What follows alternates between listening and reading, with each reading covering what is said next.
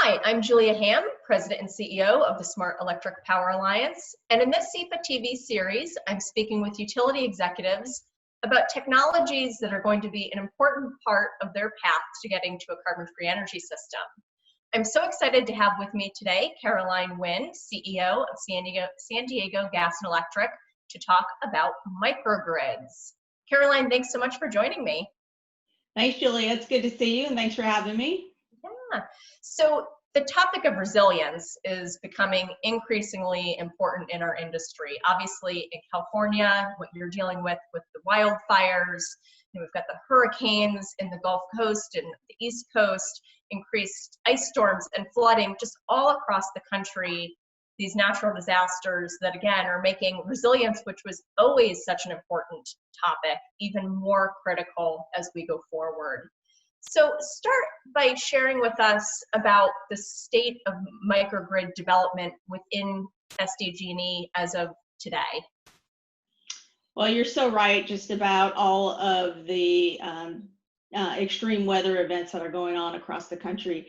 I think, now the energy industry is exciting but challenging and really in unprecedented times. And, on one hand, we're facing increased risk, and those risks are testing our businesses and our system resilience like never before. And on the other hand, we're in the midst of a major transition to a cleaner, more complex energy future with, I think, a really wide variety of energy sources, centralized and distributed. Mm-hmm. And all of this in the middle of a global pandemic. So these dynamics are fundamentally transforming our industry. At San Diego Gas and Electric, technology has really enabled, I think, new capabilities that allow us to be cleaner, safer, and more reliable. It's allowed us to do things like predict where wildfires are likely to occur, to providing more resiliency to our communities. And microgrids have been one of those many technologies. And we've been on this journey since 2013, when we installed, I believe, the first utility-owned microgrid in North America. And it really was installed to enhance the energy resilience of a remote desert town that we call Borrego Springs. So we have a bit of a head start with the use of this technology. And this area, this Borrego Springs area, was connected to the grid by one single transmission line. And it was very vulnerable to monsoonal storms and flooding. So we've had, the entire transmission line taken out by flooding a couple times. So it really was a perfect application of a microgrid. We've also installed a microgrid in a town called Julian. It's a little tiny tourist town known for its apple pies. And we installed a microgrid. It's run off a big generator when surrounding wildfire danger is high and the power is turned off. We essentially are able to self-contain this little downtown area of Julian. We also had to underground some of the services in the area, but it's been very useful for us during these extreme weather events. I say fast forward to where we're at today. We're building 4 new microgrids, much like the Borrego Springs microgrid, and we're building them in areas that are really subject to these severe extreme high winds and vulnerable to outages. So these microgrids are really intended to keep vulnerable communities and critical resources powered when we need to turn off and reduce the wildfire risk. So in our backcountry, we have certain high fire risk communities that have been impacted by what we call public safety power shutoffs on multiple occasions. And these are these communities that will be deploying these microgrids. And they're spread across our service territory, mainly through our backcountry areas we call our high fire threat areas. And one of these microgrids will be strategically located in our service territory, specifically around this CAL FIRE, or this kind of fire air base where aerial firefighting assets are dispatched. Another one serves particularly vulnerable communities of mobile home park residents and those who have limited economic means. So the lessons that we learned from this first microgrid in 2013 are really helping us be able to kind of put this complex system together and keep these communities up during extreme weather events.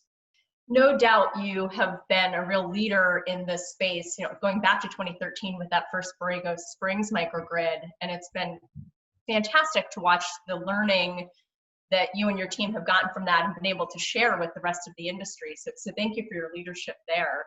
And as you're developing these 4 microgrids, additional microgrids today, but let's fast forward, as you think about the next couple of decades, how do you envision microgrids playing a role in not only your system, but in other utility service territories across the country? Well, Julie, as you know, a microgrid is really kind of this mini power grid or this power island with its own power resources and switches and controls that can allow it to operate independently of the larger grid. As we develop these innovations and incorporate new technologies that enable a microgrid to operate on 100% renewable energy, we can really apply those lessons learned of the operations of the larger grid. California has set these ambitious goals of having all of its retail electricity come from renewable resources by 2045. And that means utility providers need to figure out how to integrate this growing percentage of renewable energy to the grid between now and 2045. I think it's especially important to understand the complexities of this ambitious goal and some of the challenges. And we faced those in California this past summer when the western states experienced extreme heat wave, and there wasn't enough resources across the net peak when the sun stopped shining and the wind stopped blowing. So I think it points out this careful blend of intermittent and non-intermittent power the grid needs to maintain that electric reliability. I think, for our project, we were fortunate enough to have the support of the U.S. Department of Energy to upgrade the Borrego Springs microgrid with the goal of having it run on 100% renewable energy. So we recently received a $4.5 million federal grant to purchase smart power inverters, controls, and state-of-the-art energy management system to help get us there. So I really see this as an experiment for more and more states that have this ambitious goal to get to more and more renewables on their grid. We often hear utilities in other parts of the country say, "Oh, California is just so different. It's like its own little country there on the West Coast." But how do you respond to that in terms of what things truly are different about California as it relates to, as we're thinking about microgrids, but also despite those differences, what are the things that utilities in other parts of the country should be learning from California and its experience with microgrid development? Well, California, I think, has always been a global leader in advancing clean energy and climate resiliency. And I believe what California does is relevant not just to the rest of the country, but also the rest of the world, because climate change affects everybody. But nevertheless, whether we're talking about hurricanes, snowstorms, or heat waves, I think they're all extreme events that have an impact on utility operations and service continuity to our customers. So it's incumbent on energy providers everywhere to really develop those resilient solutions for critical infrastructure. And for SDG&E and the California utilities, microgrids are just one solution to provide that resiliency. And to achieve that resiliency, I think, we can't have a one-size-fits-all solution. It really takes a combination of grid investments. And I think what's important here, Julia, is it's important that we're sharing information. I've learned a lot from other utilities. We've learned a lot from other utilities, and I hope that we can also share our learnings with others, because that's how we're collectively all going to get better. That is a perfect lead into my last question, which is, given your experiences with microgrids to date, what one piece of advice would you give to other utility executives who are just beginning to embark on deploying microgrids within their grid? What I'd probably say is, before undertaking a microgrid project, really conduct an analysis on the potential use cases to address the needs of your critical customers in those areas. A microgrid may or may not be an appropriate solution, and really carefully consider what energy source or the combination of sources that should be deployed with the microgrid.